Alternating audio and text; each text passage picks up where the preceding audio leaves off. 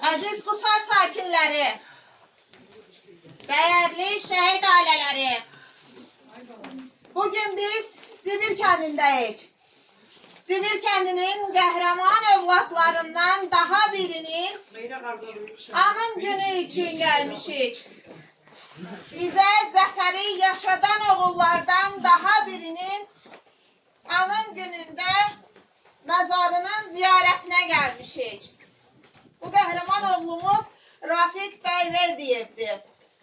Onun hakkında ətraflı məlumatı Cibir kənd tam orta məktəbin şagirdləri sizlərə çatdıracaq. İstəyirəm ilk öncə onlar şəhidimiz hakkında məlumat versin. Əvvəl qəhrəmanımızı tanıyaq.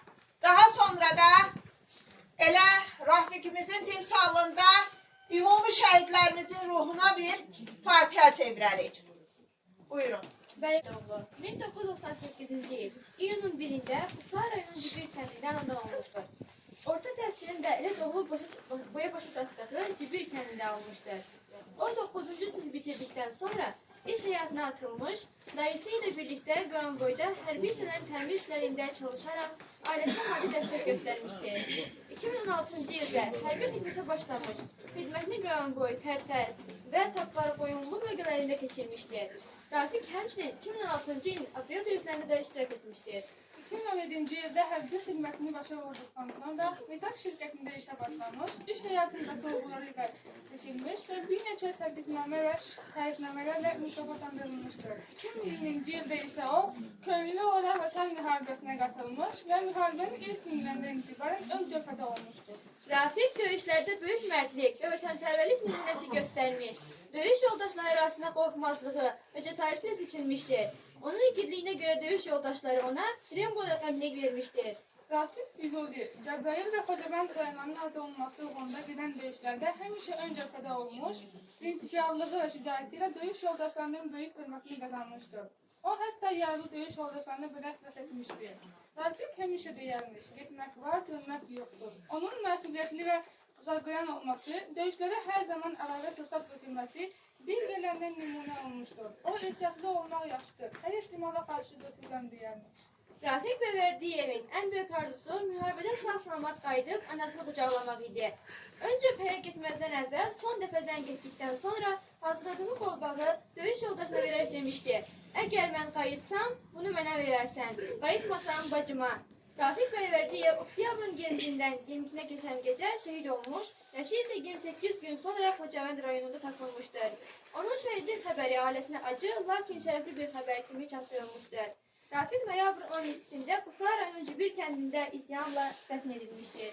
Azərbaycanın ərazi bütövlüyünün təmin olunması uğrunda göstərdiyi qəhrəmanlığa görə Prezident İlham Əliyevin sərəncamları ilə Rafiq Bəyverdiyev ölümündən sonra aşağıdakı yüksək dövlət mükafatları təklif edilmişdir. Vətən uğrunda medalı Azərbaycan torpaqlarının işğaldan azad olmasında göstərilir şəxsi igidlik və fədakarlığa görə. Cəbrayılın azad olunmasına görə, Cəbrayıl rayonunun işğaldan azad olması uğrunda aparılan döyüşlərdə göstərdiyi şücaətə görə.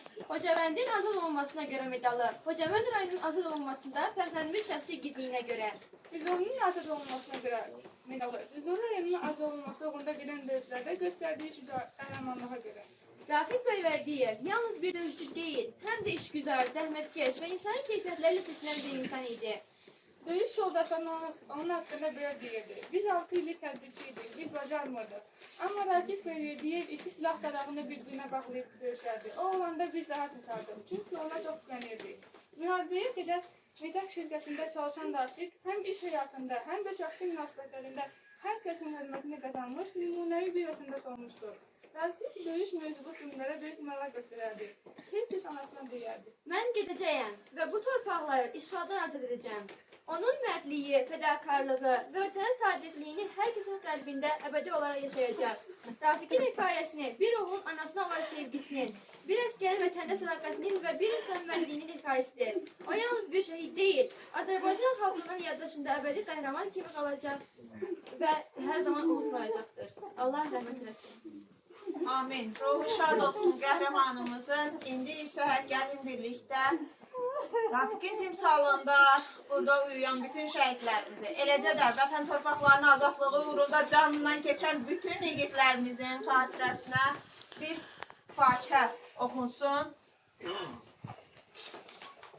Şəhidlərimizin ruhu şad olsun. Mənə qəhrəmanımız haqqında bacısı məlumat vermişdi. Onun sayəsində daha bir qəhrəmanı tanımışdım. Bugün yol gələ-gələ istədim bacının da duyğularını dilə gətirən kiçik bir şeir yazım.